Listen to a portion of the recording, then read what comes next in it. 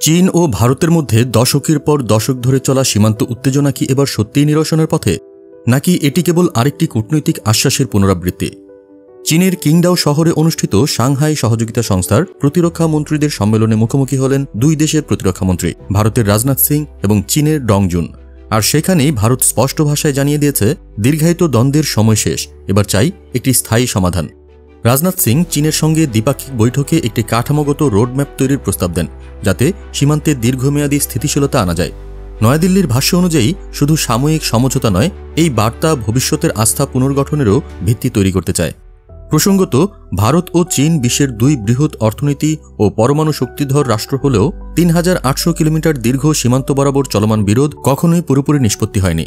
২০২০ সালের গালওয়ান সংঘর্ষে ২০ জন ভারতীয় ও ৪ জন চীনা সেনার প্রাণহানির পর থেকে এই অঞ্চল কার্যত একটি সামরিক টানাপোড়েনের কেন্দ্র হয়ে দাঁড়িয়েছে। পরিস্থিতি এমন পর্যায়ে পৌঁছেছিল যে হিমালয়ের দুর্গম উচ্চতায় হাজার হাজার সেনা মোতায়েন করে রেখেছিল উভয় পক্ষই। যদিও গত বছর একটি সীমিত পিছু হটার চুক্তি হয়, তবে পারস্পরিক অবিশ্বাস কাটেনি। রাজনাথ সিং সাফ জানিয়ে দেন, সত্যিকারের সম্পর্ক পুনর্গঠনে শুধু সামরিক আলোচনায় চলবে না, প্রয়োজন রাজনৈতিক সদিচ্ছা ও সুনির্দিষ্ট পদক্ষেপ।